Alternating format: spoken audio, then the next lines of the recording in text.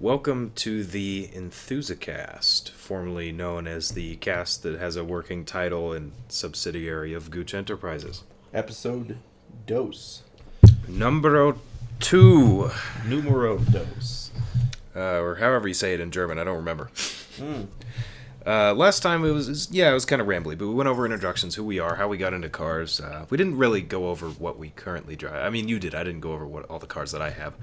But let's talk about cars that we have both owned and that we have both worked on, and that I think you all listeners out there might actually enjoy. These are cars that fly under the radar currently, still, a little bit.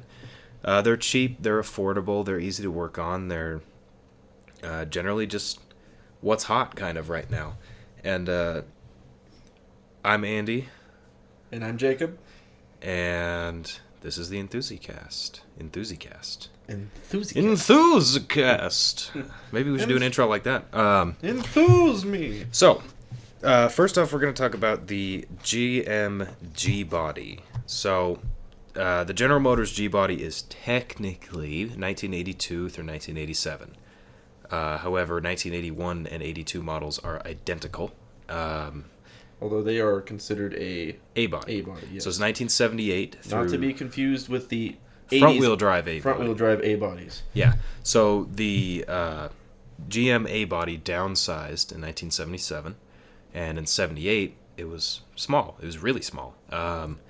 And so then in 1980 they got quad headlights, and then they thought, oh, this is a good idea. And then in 81 they got a more aero body. And even though they're technically A-bodies, and the last G-body was built on December 14th, 1987, some were sold as 1988 models. So to me, a G-body is a 1978 through 1988 Pontiac Grand Prix, Pontiac Grand Le Mans. There's a couple other ones. I think the Grand Am is on there somewhere. Oldsmobile Cutlass, Buick Regal, Olds Hurst-Olds, Chevy Monte Carlo, Pontiac Bonneville, Chevy Malibu, El Camino. I could swear I'm forgetting a few, but there's a lot of cars on the G-Body platform. But they're cheap. They're easy to work on. So, anyways, that's a very brief history. And then you also have special models. So the special models are the 79 Hurst-Olds. Right. Dual gate shifter, white and gold or black and gold. I think they made 1,500 of each, something like that. Beautiful car. I think they're fabulous. Then later on you have... Nope, hang on. Same era, actually. Monte Carlo Turbo. The 70... I believe it was 7980. And possibly 81. I think there was a Turbo Monte Carlo up to 81. But there was a Turbo Monte Carlo. It was a beautiful car. The only thing that sets it apart is just a little, hump in the hood. Sort of like Grand National. Or Turbo Buick, I should say. So, with these G-Body cars, they're not great. They don't handle fabulous. None of them do. Not even, the G car, or the GNX Grand National F41 cars. They don't handle incredibly well. But we have owned a few of them. My first car was an 82 Olds Cutlass T-Top. 6-cylinder, automatic, not a great car. Right. But it's fun. It's cool. It looks cool. People like it. And and you've also owned the Monte Carlo. Yes. To be another G-body. 84 Monte Carlo. And that was my experience with the G-body platform. But so the good thing about G-bodies to me anyway is that they are mostly a two-door V8 rear-wheel drive. And they're one of the cheapest ways to get that. I think four-door B-body is actually the cheapest because you don't see G-bodies very often. Right. But there still are a lot of them out there. I guarantee you in your town somebody has a G-body car. You just got to go looking. But, so G-body cars were good at what they did. And then, of course, so you have your specialty cars again. You have Turbo Buick, which is a 3.8-liter Buick V6 that is turbo. The early cars were hot air, and those were your Regal Sport Coupe and LeSabre Sport Coupe, actually. Oh, yeah. I'm thinking of the Sport Coupe, the Turbo Sport Coupe, right, of the LeSabre is like that green one that we saw on that Auto green Trader. that green one on eBay. Was it eBay? Yeah, it was also it was, on Auto it was Trader. pastel green. Oh, that thing is with beautiful. green interior. I'm sure that if anybody listening right now goes and looks that up, I'm sure that it's still around. I'm sure that somebody's got it. Because well, they wanted a lot of money for 13 fucking grand. But it was, I mean, this thing was beautiful. Oh, yeah. It had that stupid ass steering wheel cover on it, but it was just bitchin' car. Just a nice car. So apart from, the early hot air engines, there was the first cold air engines. And that turbo V6 made it into not only the Monte Carlo and the Buicks, but it was in some other cars too, as well as the Pontiac Trans Am GTA, I believe. Don't quote me on that. There was a Trans Am that had the late 80s that had that engine. The fuel-injected, the sequential port-injected engine. Early cars were they were not a blow-through carburetor. If you've ever slapped a turbo on something that it doesn't belong on, you probably used a blow-through. Those cars ran a draw-through quadrajet. Oh, interesting. Which sits off all stupid, and it just looks terrible. And it looks like a huge pain in the ass to work on. I've only been up close with one of them at a junkyard, coincidentally. You know what I also saw in that junkyard? What? Chrysler TC by Maserati. It was mint. mint. Yeah, that's one of those cars you can... Yeah. The nicest one in the world is $2,000. Nobody cares. Nobody wants one. Yeah, I mean... Yeah. No. I don't even want one, so... I was going to let... you're talking to the guy who's going to buy a LeBaron. Remember when I was going to buy that LeBaron and you were like, God, please don't buy the LeBaron. You would buy a LeBaron, but you wouldn't buy the Chrysler TC by Maserati? No. That's a fabulous car. That guy had two LeBarons. Two convertible LeBarons. I think they're all convertibles. Oh, I guess, yeah. Two LeBarons for like $600. Can't beat them. One of them ran. Maybe a K car. There's a Plymouth Sundance for $600. Maybe I would take a K car LeBaron, like John Voight LeBaron. The Seinfeld episode, the boxy one with the wood paneling. That I would take. That's a cool LeBaron. Or a Dodge 400. Or a Dodge 600. That's more cheap 80s crap. But anyway, so G-bodies are I'm just going to give you the quick rundown. Things to look out for. Look for V8s, honestly. And don't be fooled if somebody says, if you have a G-body from 1978 through 1981, let's say it's a Cutlass, and the guy claims that it's got a 307 Olds. That engine didn't come out until 1980. So if he claims that it has a 307 and it's a 78, it's probably not one. If he says it's got a 350 Olds in it, it's also probably not. The only car that came with a 350 was the Hurst Olds, and like I said, they made like 3,000 of those things. Right. But they had some very small V8s. They had a 267 Chevy. There's a 260 Olds, and the rarest of them all is a 265 Pontiac V8. Which, that's not to say they're terrible engines. They'll run forever, pretty much. I mean, it's a small block Chevy, it's a small block Olds, it's a small block Pontiac. They're just going to run as long as you keep oil and spark plugs in them every now and then.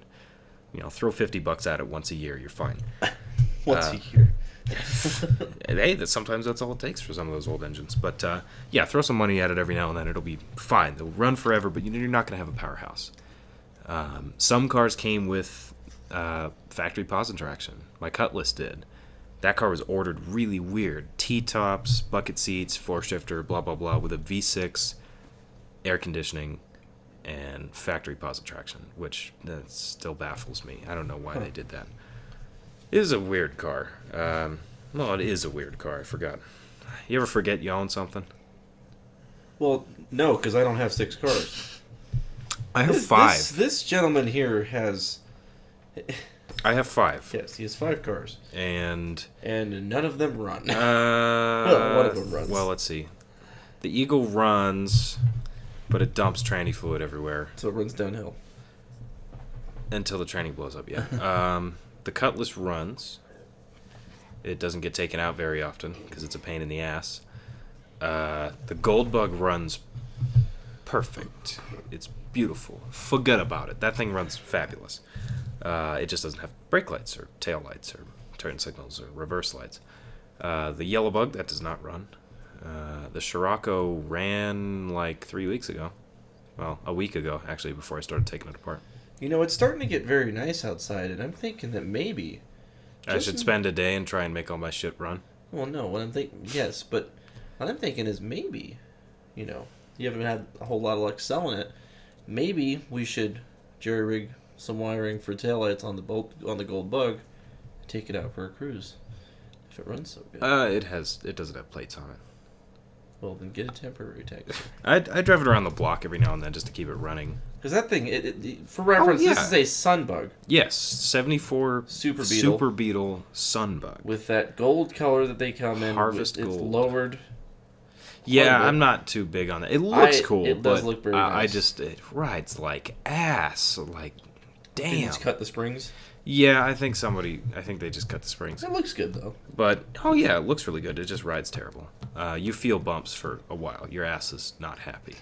Right. And but I'm so used to cars like that it doesn't even faze me. Yeah, see, I'm used to the Buick and the Cutlass. Speaking of, real quick tangent. Sorry, everyone. My girl bought a Suzuki SX4. And speaking of riding like ass... This is an 08 Suzuki SX4, not to be confused. Made those? Yes, they made them until 2012. And then Suzuki stopped making... Who the hell bought that? They were actually one of the... If you look up the reviews on them, they have one of the best reviews for those. Yeah, they were good cars. The reviews on them are like barely any negative reviews on them. And for anybody who doesn't know what an SX4 is, they came in a sedan and a hatchback, but they're a little economy car. They came in an all-wheel drive model, which is the one my girlfriend got. Hatchback. Wait, SX4? Yeah, it's the little... Oh, it's a car? I thought it was like the... It's like a tiny crossover. It's little. But she got one of those she got a steal one. She paid like $2,000 for it, and it's blue books for $5,000. And...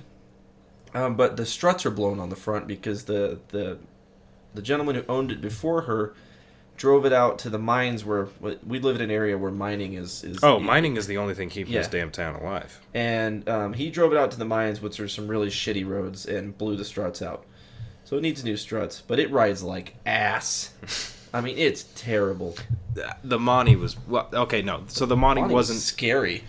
Yeah, that was more dangerous than it was scary. Like the steering wheel wander on the Buick would just wander. You've driven the Eagle, right? That thing. I bought a new steering damper for it. I just got the other day when I almost ran into somebody. There's that car. Oh, I see. Yeah. It's like a big wagon. Yeah. It's like it's tiny. It's shorter than my car. Right. Really? It's shorter than the Civic? Damn. It has a lot of room in there, though. I'll have her bring it by tomorrow. So you can that's see one of those cars that I've never really thought about. Drive it. It's not bad. But anyway, so we were talking about G-bodies. They're a really easy way to get into the hobby. Everybody likes... They're also a really infuriating way to get in the hobby. I'm just saying that right now. V8 cars are a tight friggin' fit. Yeah. They're kind of hard. V6 cars, they're not slow. Everybody's like, oh, it's so slow. Yes, it's slow. But it's not painfully slow. I swear the Cutlass is faster than the Eagle. I swear it is. When I did the valve covers on my Monte Carlo... I wanted to pull my fucking hair out. I'm going to say that right now.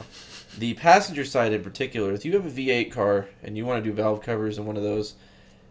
If it's stock. If it doesn't have all the shit taken out of it. Yeah, if you have a stock vehicle, be prepared to be pissed off. Right. I mean, and here's the thing about Andy and I, is we don't have patience. Yeah, we don't have patience. We got a lot of, I know a lot about cars and a lot about working on cars, but... for some reason, it just doesn't go right for me. I just can't do it. I'm just terrible. Have terrible luck with it. Yeah, I'm just terrible at working on cars. I don't know. I don't know what it is. I just can't do it without it going horribly wrong. Did you have more to say about G-bodies, or did you move on basically just that they're really easy to get into. I think people should get into them, and they still fly under the radar. Sure, your Hurstolds. I mean, shit. Some of those are like $15,000. Oh yeah. Some of them for. Because some special asshole... edition anything. There was one in Mecum Auctions 3 days ago. So that means everybody and their mom's going to be selling theirs for $20,000. because some idiot paid $25 for one or something. That's just how it's going to be. Auctions really ruined those 80s cars for us now, because there was a time like 2000 to like 2010 when 80s rear wheel drive was just worthless. Right. But then those freaking Street Outlaws idiots with their fake Cutlass body on a freaking drag car that they still call a Cutlass, even though none of it is G-body anymore. Anyways, they got hiked up, and it sucks because, super low mileage grandma cars are going well into the teens. Oh, yeah. And it's just ruining it for the rest of us. But you can still get them. They can still be found 100%. And you got to it's just one of those things where you got to get lucky, because you find someone, you're driving, this is one of those things where you need to drive around your local city. Oh yeah. Look in the older part of town and drive around and see one that's sitting in someone's yard, and ask them, hey. If they don't look like they'll shoot you, knock on the door and ask. I've done it plenty of times. The worst that's going to happen, if, like I said, use judgment. What are they going to do? Say no? Yeah, you're going to say no, and maybe they'll even take it as a compliment. Maybe that'll even inspire them that maybe they should fix that car up. Maybe you'll make a friend out of it, like I did with Johnny. Yeah, I saw him at Home Depot the other day, by the way. Yeah. But anyway, so G-body cars are affordable. They're easy to get into. They're fairly simple to work on. A lot of them are V8s. You can buy a ton of parts for them. UMI makes full suspension kits. Moog makes some factory-style replacement parts. Pretty much everything is reproduced except for trim, interior, and some exterior parts. I think you can get like doors. Or no, maybe you can get quarters for them. Something. I don't remember what you can get. Taillights, headlights. Headlights you can get. Taillights, no, you're not finding those. But anyway, get into them. eBay. First, just check out eBay and check out a local junkyard. Actually, no. They do make repop taillights for Monte Carlos. You can get LED ones, actually. Oh, Lord. They're stock, but they have LED panel. Just a panel, okay. Yeah, which looks pretty good. Yeah, G-bodies are good cars. Please buy one. Just look into them. Just, go back and list off all the... However, if I may say something, I would not recommend a G-body as your daily. Unless it's a good running vehicle. Unless it's a super nice one. It can be a daily. I mean, I dailied the Cutlass for way longer than I should have. Years, right? Way too long. But it was kind of a piece of shit. But it left you stranded a lot of times, It didn't leave me stranded, but it left me where I had to call someone to... Yeah, that's what the car has... It's only ever had to have been towed, I believe, once. Every time something broke... No, it's been towed twice. So anytime anything has broken or died or stalled or wouldn't start again, blah, blah, blah, anything like that, it has generally made it home. It's only ever been towed twice in the almost 4 years that I've owned it. It's only ever been towed twice. Remember... So this is an interesting story. So I had the Cutlass. It was a nice night. I believe I had tops out, ready to rock. And you were in the Monty. We were at 12th Street at the light. We were playing with each other, and I was goosing it a little bit. And you went forward a little bit, like you were like 2 foot braking, like you were on and you jumped forward just a little bit. And I thought the light was green, so I went and I only made it like 2 feet, and then I was like, oh shit, the light's still red, and I slam on the brakes and it stalls. Yep. And it just... I turn off all my electronics because that car has serious electrical issues. I turn off my lights. I turn off my fans. And the light turns green at this point, by the way. Yeah, the light turns green. Now the light turns green after my car's not running, and he takes off. And I'm sitting there, and I'm like, no. And I'm trying to start it, and it's just getting weaker and weaker and weaker and weaker. I'm looking in the mirror, and I'm seeing him still stuck there. I see his hazards come on. Yeah, because there's people behind me honking and shit. I had to go turn around and come back, and I'm like, what the hell? And you got it started right I got it started, so I it just kept getting weaker and weaker and weaker, and finally it was like, and it fires right up. I'm like, yes! And right when I had turned around in the middle of traffic, I just neutral dropped it. I had to turn around again. Like, I was just like, I just need to get out of here. I just neutral dropped it, and it was just, whoop, spinning tires. And just out of there, because I was like, screw this. I hate being that guy. I hate stalling at a stoplight. That one was my fault, though. That was dumb. That was Totally. and that was actually kind of my fault because like you jumped it a little bit, but I thought the light was green. I thought the light was going to turn. I was watching the other light, but there's that delay between the red on the other one and the green on yours. Yeah. Yeah, that was a fun time. Yeah. I thought I was in the Buick. No, you were in the Monty. Was I in the Monty? Mm-hmm. Man, that seemed like yesterday. That was just a little bit around before I sold it. No, when Nick had the Buick, when the three of us had the cars. Yeah, when we took those pictures. Mm-hmm. That was like that. It was like that same week. Supply you those pictures. I have some. Oh, yeah. I have them all. Pictures from that day.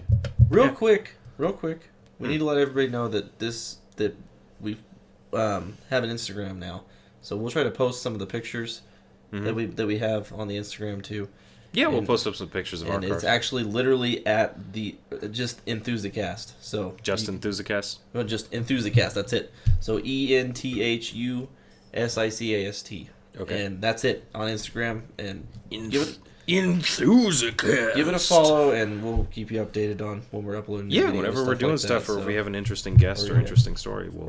We have. Definitely post. You can count on car pictures and stuff like that. Oh hell yeah, of course. Stuff. We'll try to leave a description on the picture. If I don't post it on my personal Instagram, I'll probably post it. Because I don't really mess with Instagram, but he has his own Instagram, and then we have the podcast one. So between the two of those, there will be some interesting content. Damn, there better be. B-bodies?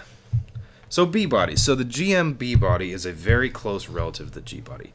That's as much information as I can really give on the G-body in just a little, not a little while. It's been a while, but that's as much as I can give. I could go on all day if you have a question about G-bodies. Feel free to ask questions, too, if you have suggestions for topics or things. We'll totally, leave a comment on the video. Or totally answer them.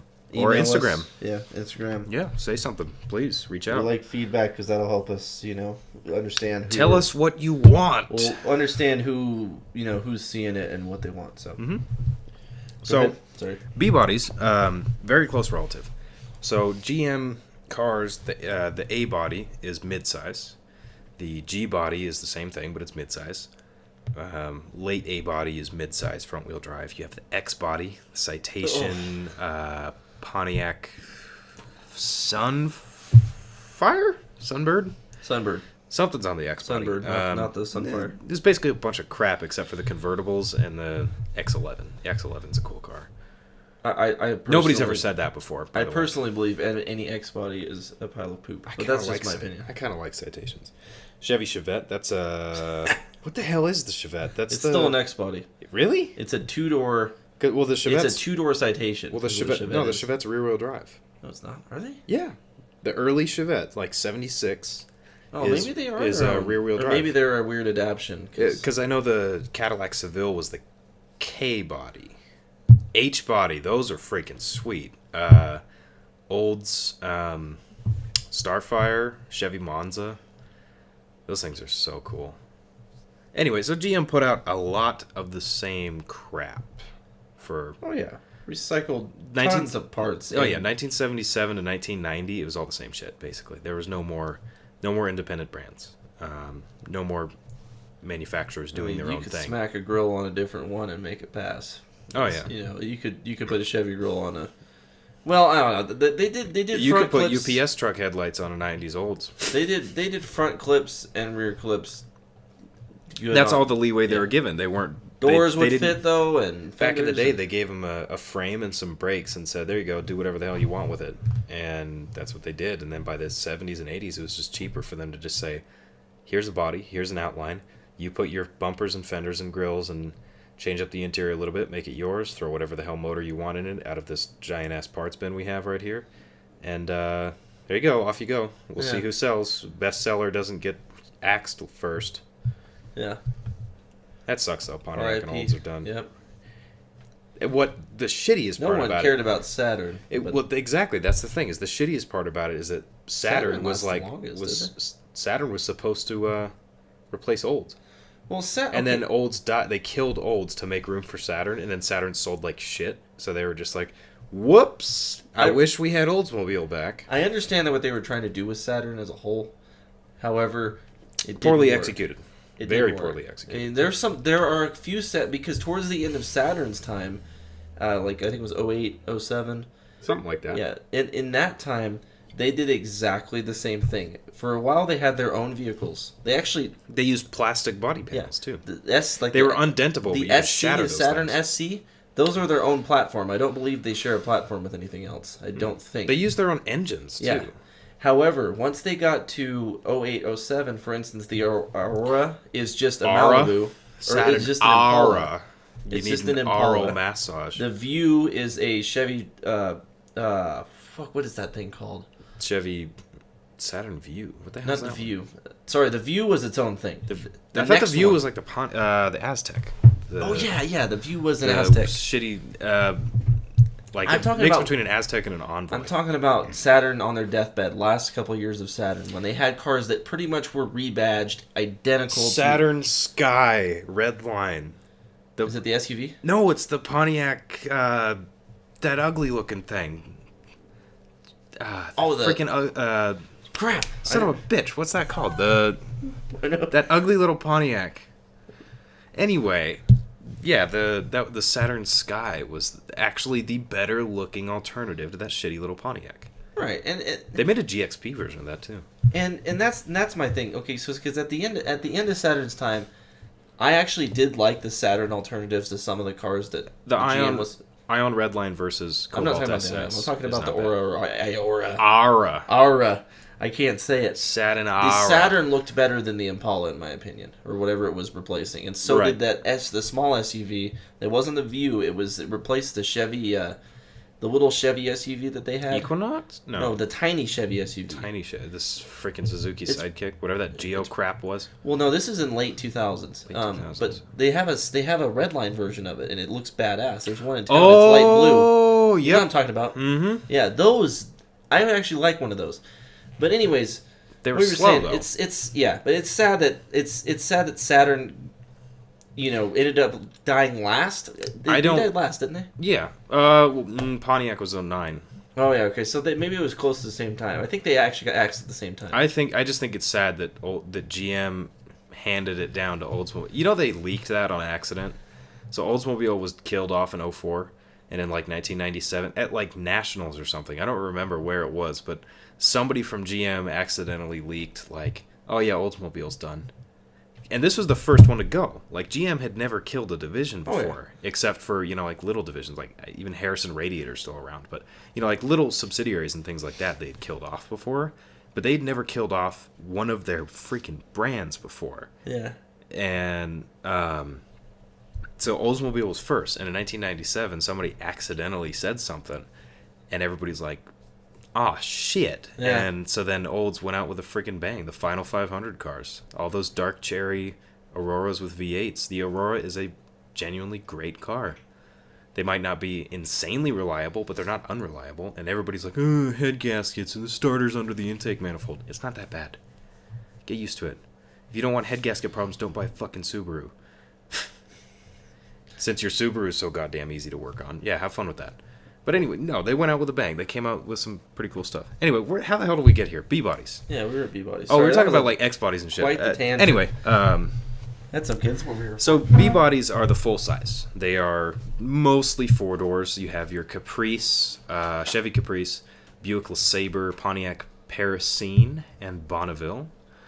The Cadillac Seville is, like I said, it's a K-body, but it's basically the same car. I'm sure there's a few Cadillac enthusiasts that actually give a shit about Seville. I actually like them. I think they're cool cars. But there's a few people that care about them that I'm sure will axe me for that, for talking shit about them. But anyway, so the B-body cars, LeSabre Olds 88 and 98, which are actually very nice cars. Buick, and later in the 90s, 1991, they got a restyle, a refresh.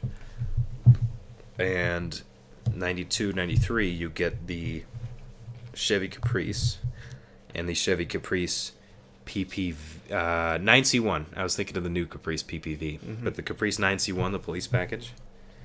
And you get a few cool cars. You get the Roadmaster, you get the Impala SS, which is bitchin'. There's another. Oh, they're the Olds Custom Cruiser Wagon, 91, 92 only, I believe. I think.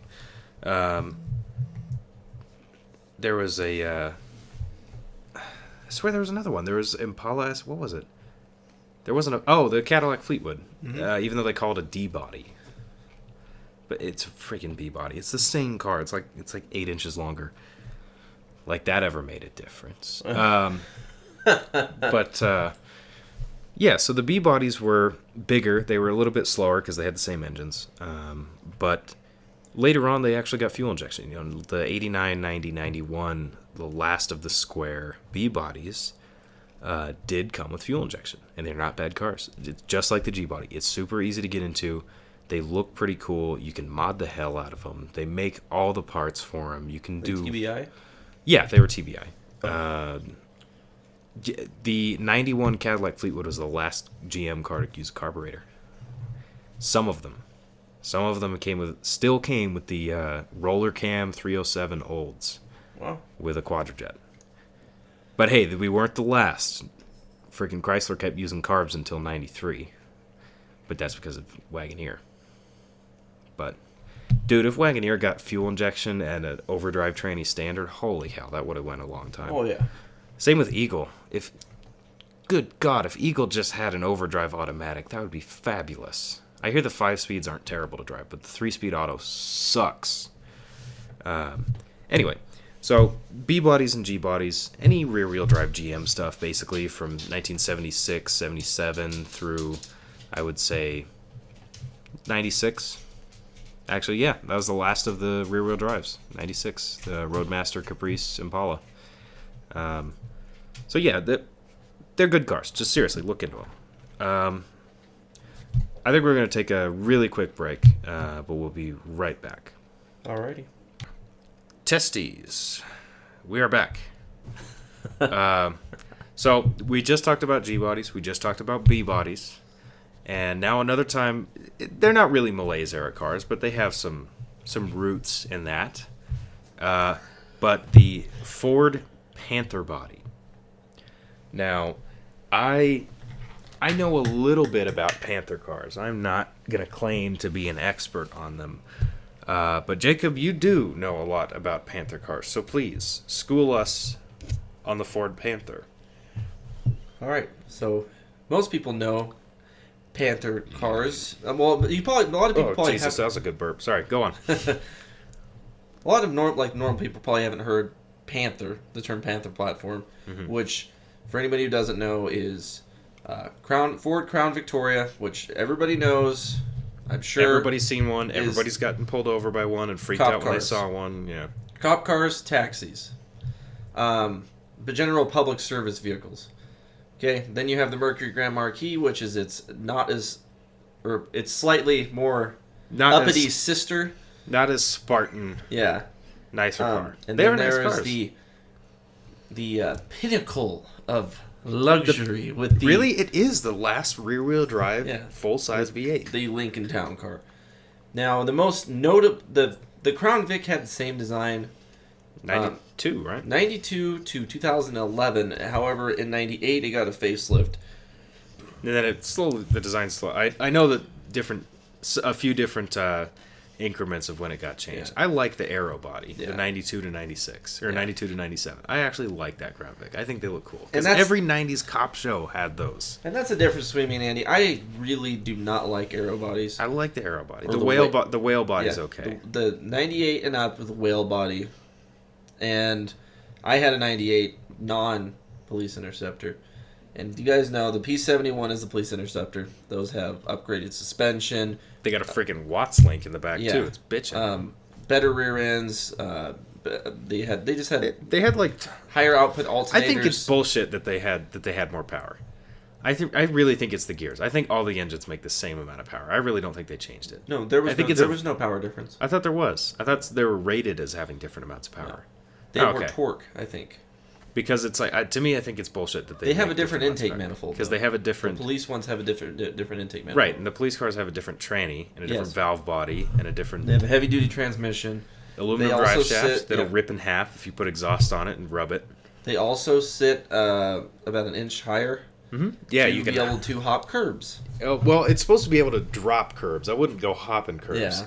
So you can drop down off of a curb, but I wouldn't just go, like, pole vault the bitch over a curb. No, that's a bad idea. These cars are generally known for being fucking indestructible. Mm-hmm. I mean, they're not bulletproof, but they are. I mean, well, some of them are. Yes. Some of them are bulletproof. Some of them actually, have Kevlar in the panels. A lot of P-72s are bulletproof. Yeah, and they were. That's the long wheelbase P-71, by the way. Just saying. I was sad that they discontinued him. 2011 was the last year. God damn, is that body old? Oh yeah, that body style was old. It's 13 years old when they got rid of it. Frame rear-wheel drive sedan for the U.S. that the U.S. made, I believe. Yeah, SS's unibody, I believe, and Caprice. Last rear-wheel drive body on frame sedan. Which is the pinnacle of American. From the 50s, 60s, 70s, 80s, that is the American car. It's too big. The hood is the same length as the roof, is the same length as the trunk. And to put this in perspective, the entire Panther platform really didn't change a whole lot from the 80s. I mean, the box body. No, it was like a Fox and what's the LTD body called? What's that platform? This is the box body. I don't know what they're called. I forget what they're called. No, it's still a Panther. Really? Yeah, they're still like 85 LTD. I still believe they're considered a Panther platform. Huh. Whatever. I think it's like the late 70s or whatever up. Actually, I think they went all the way back to Panther platform. I don't know. Because there was a Fox LTD, which is the same as the Ford Fairmont, which is an equally ugly-looking car. Yeah. But yeah, it's basically like that early LTD platform, that boxy square LTD platform with modern suspension. That's basically what it is. It's a body on frame. Right. The engine is. Yeah. It's modern as far as 1992 Toyota standards, right. But even Toyota had quad cam. Well, and the thing about these cars was they were used for fleet purposes mostly. I mean, there was one sold. There was some cool versions, just like every type of car. There is always some sort of cool version. Marauder. There's the Mercury Marauder, 03 to 05, limited production numbers. Do you see some old couples trying to sell one with like 17 miles on it? Yeah. They only came in black, red, or silver. And did they only have gray interior? I think they had black interior. I think you get. I don't know. I actually don't think there was ever a black Crown Vic interior. However, the Marauders, you can tell the difference. Besides it being a fucking Marauder, black trim. Yeah, they're all blacked out. The grill's black. They have round fog lights like the late '90s Mustangs had, the round fog lights in the bumper. And in the back, it says Marauder in the bumper, sort of like the Mustangs used to do. With the little cutouts for the exhaust, too. Those pipes that sort of ride the rocker panels, which was what I love about G-Body Monte Carlo SS. And Marauders, those sweet pipes. Marauders actually made a significant higher number, higher output. They were rated at like 300, but that's bullshit. They made like 350. Yeah, I don't know. I believe they had the 3-valve or 4-valve. I believe it was the Intech, the quad cam motor. Yeah, the 4 valves per cylinder. Right? Sweet engine. Yeah, with the Lincoln with Mark 8 engine. Crazy intake manifold and I thought they were blown, weren't they? No. Really? No. Oh, I thought they were. Nope. I don't believe so. NA. Yep. With a different transmission that I know of, that I believe so. It's probably with a very nice. It's probably the P-71 training. Yeah, and I mean there's still, but under all that, there's still a kind of boring Panther car. But like put some chrome taillights on it, and you're invisible. Taillights. Yeah, the taillights with the little chrome trim that goes around the bottom, like P-71s have the little black trim. Oh yeah. Like Grand Marquis taillights, Grand Marquis grill. And you are completely invisible. Nobody knows. Yeah, because it's all interchangeable parts. And because of how expensive they are, it's kind of a stealth wealth thing now, too. Oh, yeah. They're like 20 grand. 20 grand for a good example of one. Because they're pretty damn rare. Yeah. And, I mean, most people who have them have taken care of them, which is good. There's also another, speaking of rare models, there's the LX Sport, which got the same center console shifter like the Marauders got. Right, the LX Sport Crown Vic. They had bucket seats with a console shifter, which is the only other Crown Vic that had only other Panther body that had a console shifter. I thought Town Car had one. I don't believe so. I don't think any Town Cars had a console shifter. They had body color grill. Yep, body color grill, and they also had the fog lights in the bumper. Yeah, it was I think those are also the only Panther bodies that have fog lights. I don't think Town Cars have fog lights at all. I can't see of a place. I don't know. I guess I never looked into it. And some Grand Marquis had fog lights, but they're like we had a GS that the white one that had fog lights. Yeah, it was a 10 too. As far as I know, I don't believe that any Crown Vics came with sunroofs. I believe that the Mercuries did and town cars did. I thought the LX Sport had a sunroof. I don't think they had sunroofs. I don't think any Crown Vics had sunroofs that I can remember. They might have, but I don't think so. LX Sports also got different wheels that are pretty. They're like unique. Marauder wheels, but a little bit smaller. Yeah, they're unique to that. Because Marauder rode on like 18s, didn't they? And the LX Sport's like a 16 or 17. Yeah. Well, yeah. Overall, they were a good, solid car. The common problems, if somebody's out there looking to buy one, the common things to look out for, I believe, is 03 to 05 transmission problems. They were known for having just transmissions that pretty much grenaded themselves. And 03 headlight control module. Lighting control module. Lighting control module. If your headlights don't turn on, that's your issue. Those were a recall thing, but they sell... Any dealership will fix it. And they also sell the thing online to do it. Yeah, it's just a bypass. So if you take it to the dealer, they just bypass it. Some of them had heater core issues, and then other than that, the intake manifold. If you get a pre-2003 any one, because before 2002, all of the whether they were a P71 or not, all used the same intake manifold. Yeah, the all plastic one. Yeah, they used an all plastic intake manifold, and the crossover where the thermostat went in was known to crack and start spraying coolant out. And in my case, mine sprayed directly into the alternator. It was like a steady stream. Did that kill your alternator? No. Oh. It made everything squeak though. But if you're gonna do it right. Buy one. Don't just get one from somebody else. Because what I did is I got one from a friend that also just immediately started leaking, and they are a pain in the ass to do. Just so anybody knows, they are not. They are. Andy's spraying cats over here. They're assholes, all right. They're. If you hear shit getting knocked over in the background, it's my damn cats running around breaking things. But the intake manifolds aren't easy. There's a crash bracket on the back that needs to be cut off because you can't get the bolt out without pulling the motor out of the car. It needs to be cut off. Really? Yeah. What you can do is you can get the bolt out part of the way and cut it off, and then use pliers to get it out the rest of the way. That sucks. Well, or you can just get it out, but it won't come all the way out because it hits the firewall. So you can cut it and then just turn it out with your fingers. It's like a steering box on a G body or a B body. Yeah. You have to get the bolts from inside the freaking frame. Yeah, fuck that. Who the hell thought of that? Who don't want you to work on your own car. I guess. But overall, like I've said, they're a very good, solid car. And honestly, I'm looking at some point in time to be getting a relatively new vehicle. I'm actually going to go look at dealerships and get a used car. I'm thinking now that I can afford it.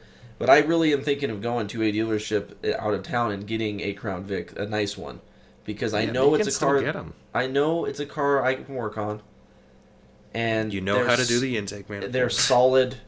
They're solid cars. They're not a fun car. They're kind of a boring car, but they are a car that will get you there. And I think they look good. In my opinion, I like how Crown Vics look. I don't hate them. I just like how they look. And that's really my thing about them. Like I said, I don't like the aero body. I would like a box Vic, but oh hell yeah! Sabotage, Beastie Boys music video. I love that music. That was like Spike Jonze, I think. I love that music video. That's fabulous. But overall, they're a good car, and they are dirt cheap. You can get one in an auction for like $2-3 grand. That's like an 06 with 100,000 miles. They were selling 11s for like $3 grand. They were made up till 11. You can get the P7. I think they were a P72 at that point.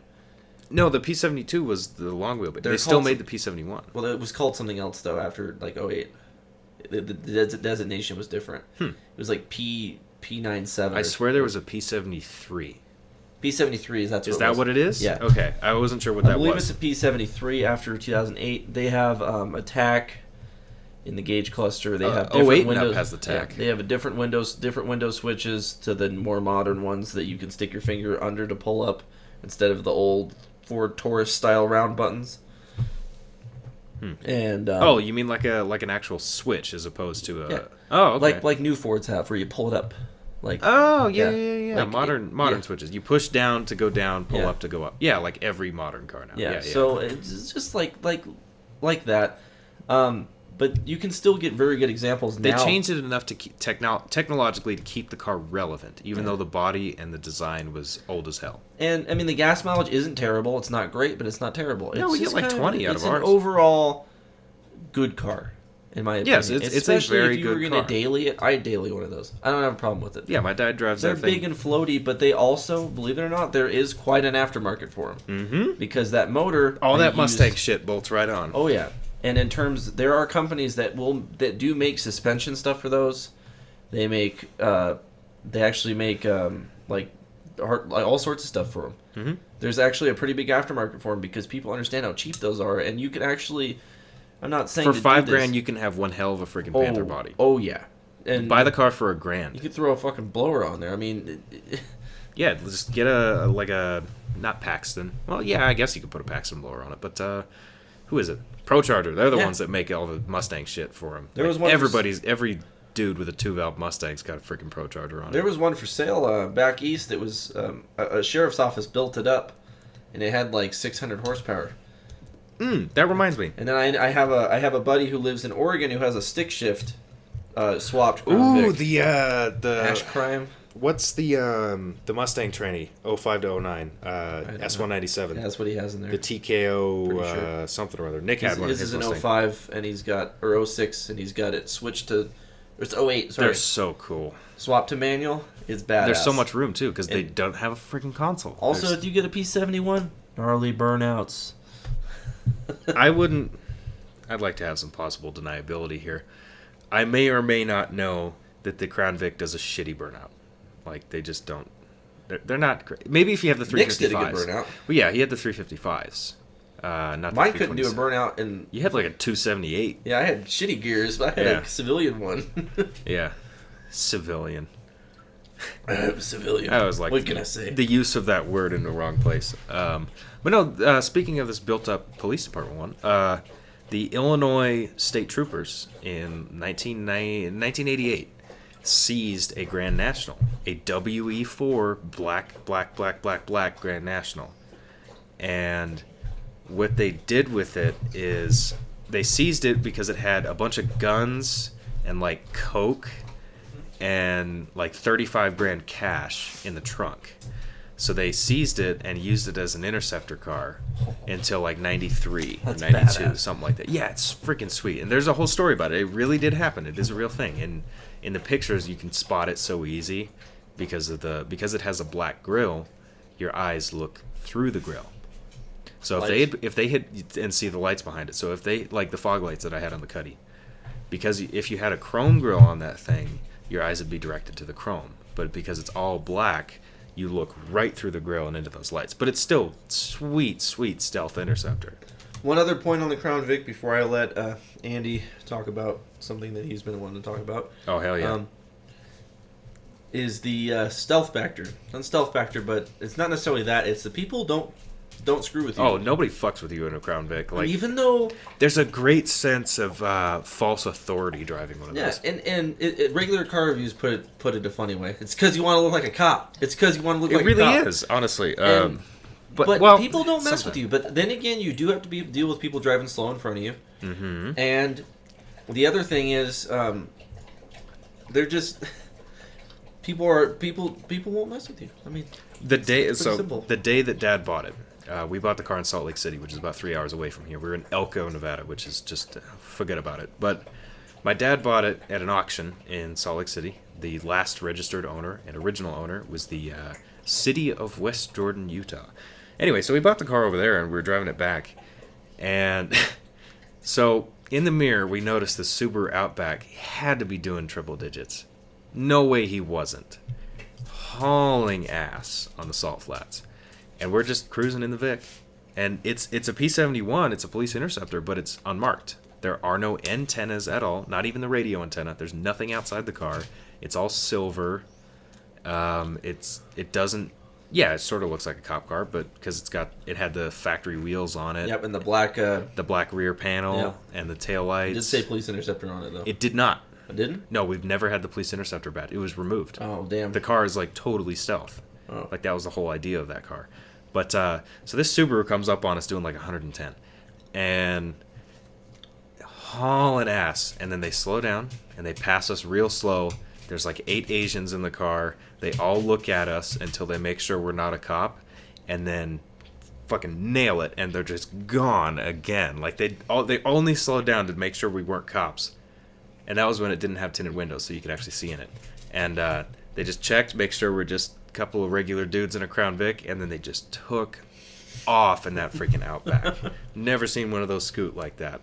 Oh yeah, and people will drive slow. People would scramble to put their seatbelts on. Yeah. People will get up. I mean, even with mine was a civilian Crown Vic, but it had a black fender on one side. And from the right angle. And it had I totally thought you were a cop. It had a white front clip. And so I had to deal with that too. I also had, people would drive way slow. Mm-hmm. And if I was coming from like a right turn, it looked like a cop car. Mm-hmm. Definitely did with the black fender and the white on the front. You fooled me a couple of times actually. I was like, oh shit, and then I realized it was you. But like I said, overall, they're a good car that will serve you well. They will get you where you need to go. Police departments well for 20 years. 30 years, almost. They've been around forever, and they're not going anywhere. And people, I mean, there are tons of them. And what I was going to mention was the fact that people don't. A lot of people are going to think, oh, well, there's different cop cars being used now. Don't you think that the amount of people that would be freaking out if you're coming up on them in a Crown Vic would is going to go down? No, hell no. You don't realize that a lot of other places are still using Crown Vics. NHP still uses them. Last time I went to Sacramento, there's Crown Vic NHPs here in Nevada, but when I got to Sacramento, all the cop cars are still those. Mm-hmm. Because a lot of these cities don't get a budget to replace and when their they cars. do spend their budget, they spend it on drive them friggin' into SWAT the vans. ground. So, and that's forever. So, I mean, they're still going to be around for years, and people are still going to be like, oh, shit, There was a car, what was it? There was a car, the B-body Chevy Caprice 9C1, 94 to 96. That is the only car that has been restored by a government organization so they could continue using it. Really? Yes, the 9C1, the LT1 Caprice was restored by the government, various city and state governments, so that way they could keep using them. That's awesome. Some of them. I mean, have you seen the second Fast and Furious movie? Holy shit, how many Crown Vics and Caprices got wrecked in that movie. But yeah, they kept using it. And there's a guy in town here, I've talked to him once, and he told me he has a 96 Chevy Caprice wagon with the LT1. It's silver, no wood paneling, wood delete, limo tint on that thing, and it's got like 4 antennas on it. And he told me that it was an ex-FBI surveillance car. Oh, that's awesome. And I know when you hear that, you might think, bullshit. But I'm like, no way, that's got to be true. That's too good to be true. A freaking wagon with limo tint on it and antennas all over the place and totally stock and stealth. That is the perfect FBI surveillance van. Everybody knows the Gotta have the little blue lights in the back. Everybody knows the white Ford Econoline thing. No, that's not true anymore. It's a freaking Caprice wagon. And now you got, like I said, now you got the Chargers and the Taurus EcoBoost Tauruses, and the Explorers are very popular here. Taurus shows in dark colors get me every time because they've all got the blacked out grille. And here, the one that gets me the most when I see it behind me is 2010 or 2012 end up Ford Explorers, because they all have the same projector headlights, and you can't tell the only way you can tell whether they're an NHP or not is if there's light reflecting off their push bumper. Mm-hmm. If you look closely, you can. Same thing with the city Explorers cops. Get me. NHP Explorers. Yeah, that's what I'm saying. The Explorers. There's a lot of Explorers in town, whether they're NHP or not. And I slow down for every one of them. Yeah, so I don't know. Andy's got. I have to run and use the bathroom, but Andy's got a vehicle he wants to talk about, and I will be back in about 2 minutes. Go ahead. Well, why don't we just pause it? Why would we do that? Just pause it. We're just pausing it, and we're back. Andy's got second short break. Yep, Andy's got a vehicle that he is in love with, and he would like to share with us. Oh yes. So, this is next on the list for dirt cheap, easy to find, easy to get, fun to have, fun to own, fun to drive. And 1972-ish, 73, let's say, to 93, 92 Mercedes. Anything in there, like 190E. I'm really itching for a 6.9. They're kind of expensive and they're kind of rare, but they're obtainable. You can still get one. You can get a super nice 6.9 450 SEL for like 15 grand, which is not bad. But anyway, seriously, get into these old freaking Mercedes. They're dirt cheap. You can get, like, diesels and wagons are what's super hot.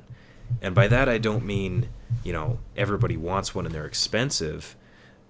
I mean they are cheap and easily obtainable, and you can really get one for like $2 or $3 grand. You can get a running car, and they're good cars. Old Mercedes are reliable. Everybody thinks German cars are terribly unreliable and a pain in the ass to keep on the road, but that's because of the shitty reputation they got from like 1992 and up. Computers and shit like that. They just overcomplicated. But those 80s, 70s Mercedes are really great cars. I would totally drive a diesel. I do not care. I will take a diesel wagon. I don't care if it's automatic. I don't care if it's got a 4-banger in it. I will drive pretty much any one of those 80s, 70s Mercedes.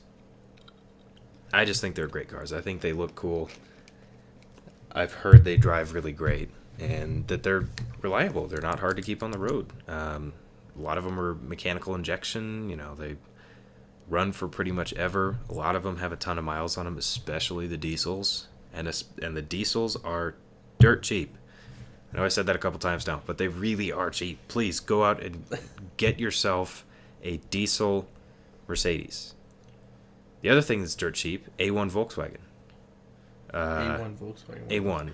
Rabbit, Scirocco, the Volkswagen Fox, the Dasher, the Quantum. Any Volkswagen, any water-cooled VW from 74, 75 to 88 with the Scirocco. I'd say like 90. Those like Mark II, Mark III GTIs are kind of expensive these days, but I found on eBay right now there's a 84 GTI, black, red interior with a little bit of lipstick on the front, and $4 grand. And it's mint. Absolutely mint. And just seriously, if you can't own one, find somebody that has one and drive it, and I'll give you a month before you own one. Really, they are great cars. And I have a Scirocco. I have an 84 Scirocco, and it might be kind of a pain in the ass. I know I'm not making a good argument right here for how well they run, but mine's just kind of shitty. But really fun car. Insanely fun car. Even an 8-valve, 1.8 car. And they're definitely a head turner. I mean, if you're someone... When was the last time you saw a freaking Scirocco on the road that wasn't mine? If you're someone who... Never.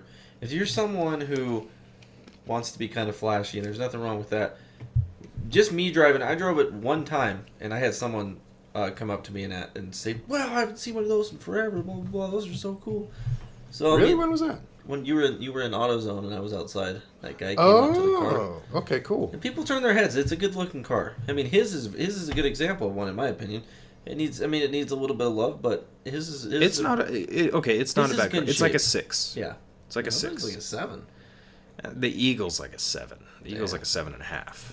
The Scirocco's, I would say the Scirocco's like a high 6 out of 10. I think it's not a bad car. Not Fair a bad to call buy. it a high 6 then. Okay. Yeah, because to me like a 9 is. Oh, damn near mint. Like the Flex is like a 9 to me. Yeah. Something that is genuine. When Dad bought the Buick, when he first bought it, that was like an 8. And now it's kind of falling apart. But still a good looking car. But yeah, we talk about all these weird cars, but it all comes from experience. There's plenty of cars that I'd love. You've had the Crown Vic. My dad has a Crown Vic. I took my driver's test in that car. Yeah. My dad has a 94 Buick Roadmaster with the LT1. I know I'll get shit on if I say it's basically an Impala SS, but it's basically an Impala SS. Right. Chevy Astros. That's another good one. Dirt cheap and will get you anywhere you need to go. Generally reliable. I mean, they're still basically a Chevy pickup. Yeah, it's like it's a 1500 with a V6. Yeah. And I've seen them up 900,000 miles. The 4.3, right? Yep. Vortec V6. 94 to 05 is only the 4.3. That's the only engine. 05 was last year, right? Yeah, 05 was last. Actually, 05s are expensive. Do they ever make those with leather or nothing? I don't think I've ever seen a really nice one of those. Like yours was not. Your guys' is nice. We have the LS. They made conversion ones, and the conversion ones are nice. Are they? Super nice, but they're like $8,000. Yeah. 8 to 10, which is you're still paying that for an Astro, which I mean, pay for the driving experience. You know, like what? To me, that's what it is pay for the experience. Why would I spend? I have driven an Astro plenty, more than I would like to admit, because all my shit breaks all the time. But it's kind of broken. Even it's breaking. It runs. It runs and drives and it starts every time. But it's the rest of it's falling apart. Mm-hmm. Door handles and. Well, it's like people say the BMW V8s. It's like, oh yeah, these things are reliable. They're great. Yeah, the rotating assembly is reliable. It's everything that's bolted to it that's the freaking problem. Anyway, not to shit on BMWs, but to shit on BMWs. Astro, that's another great one. Great car. And I've got two 74 Beetles. I have a 74 Beetle and a 74 Super Beetle. I had the Monte Carlo. I have a daily driver AMC Eagle station wagon, 4-wheel drive, 258. Shitty Chrysler automatic, like 273s. But it's a fun car. And then my Cutlass, V6, headers, duals, floor shifter, T-tops. That's all you need. And on the case of cheap cars that can be fun. Hondas. I was just going to say that. For instance, but here's what I mean when I say they can be fun. If you're going to get a cheap Honda, I would suggest getting a 2-door or hatch Civic with or VTEC. Integra. Yes, with VTEC. The VTEC part does matter. Get the biggest, for instance, like mine. Mine is the last year of my body style, which is the EG platform. And it's a coupe, so it's because technically the chassis code is EJ1. Yeah, and Honda chassis codes are confusing. But it's an EJ1, so it's a 2-door stick VTEC. And it's the D16 Z6, which is that has the better intake manifold. And it has a higher horsepower output than any of the other of that generation. Like, for instance... At 130? 127, I think, to the wheels. Or 127 to the crank. 100 at the tire, which is not bad. But if you think about it, for instance, the 90, like that 92 that my friend had, the sedan, those only make like 90 or 95. Yeah, my Scirocco makes 90 and horsepower. And the amount of you can tell that my car is actually kind of fun to drive. The Scirocco is the most fun I've had with 90 horsepower. You don't need a ton of power. No, you don't. And when the car weighs nothing. And another cool thing about those is cheap upgradability. You can throw a turbo on one of those. You can get the motor out of a CRV and do nothing else, and you're done. Oh yeah, that's it. B20 all you need. One of those, and all you need to do is buy mounts and motor mounts, a decent clutch, the shit up. And you're good. And that's it. And that's 250 horsepower in one of those cars, and you will have the time of your life. You know what I'd love to see? So the Honda Pilot VTEC V6 or Ridgeline as well, same engine. It's a J series. Yeah, they put them in Hondas. I'd love to see. Put them in my car. Yeah, that's what I mean. Is I'd love to see I want to see like an 80. J swaps. They have a 3.5 liter. V6. I want to see like a stock ass like J35. 85 Prelude. The problem with a stick. The problem with pop-up headlight Preludes, so the 80s Preludes and the Accords. Yep. No. They go one or the one first. I wasn't talking about the pop-ups, but the aftermarket for them is non-existent. And that's good to know because I almost bought one. For instance, to swap a motor in one of those, you better fabricate your own motor mounts. Stuff like that. For instance, Zach's seems like that would be a popular car to do. It's a boxy 2-door, sporty-looking 80s coupe. Zach's Prelude, if you had anything but the good motor, good luck. You know how much mounts are for the 91 Prelude, which is still pop-up headlight Prelude? Motor mounts, there's only one guy that makes them for anything other than a B series. If you want to put an H series, anything other than an H series or an F series, or B series. If you want to put anything in there, any newer engine in there, you're looking at $700 for mounts. God damn. There's a guy that makes. There's one guy that makes reproduction AMC Eagle mud flaps. $120 for 2. And I was like, I don't want the mud flaps for $400. I don't want to have. I'd rather spend that on a nice watch.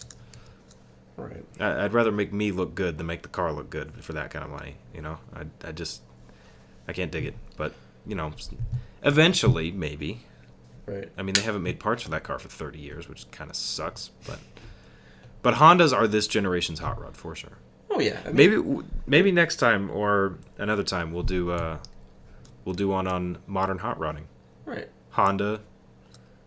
I don't have any other examples, but we'll figure something out. Well, yeah, and another thing that I would like to do at some point in time, and maybe somebody who's listening can give us some input on this, but we should do an episode on cars that just special editions of cars. Cool special editions of cars. We could do our top Eurosport 10 VR. We could do our top 10 good special. Yeah, let's do that. Top 10 good special editions, and top 10 shittiest special editions. Oh yeah, Eurosport VR is probably on the shittiest one, but sorry, I have a love for that car. That's on my. I don't know. That's like a 4 on my cool level. That's actually kind of good. Yeah. Well, anyway, is that? I think that's a wrap for this. I think we did good. We've got what, like an hour and 10 minutes or something like that. Yeah. Episode 2. Episode 2 in the hole. In the Enthusicast. Enthusicast. Yeah, we got a title now. Like I said, this stuff will, or like Andy said before, this stuff will be on YouTube. And YouTube first, for sure, until I get everything figured out. And anything else at some point in time. We eventually may possibly have some video. Yes, I definitely plan on doing a video podcast, because I know how weird it is listening to someone and then seeing what they look like and not matching up. It's life-changing. And then also, like I said, there is an Instagram for this for the podcast. It's just called Enthusicast on Instagram. So look it up. Please give us a follow. And we'll be posting pictures of kind of the stuff we do. And if it doesn't get posted on the Enthusicast Instagram or YouTube or whatever, follow me on Instagram, andy.strom97. I post car things and cars and coffee and art, things that I find pretty. Sufficient. Maybe we can get into Rolls Royces next too. Sufficient horsepower. 6 3/4 liter. Yeah, maybe we'll get into British own episode. Shitty British cars could be an entire. Oh yes. But anyway, thank y'all for listening. If you did, have a nice night. All right, take care.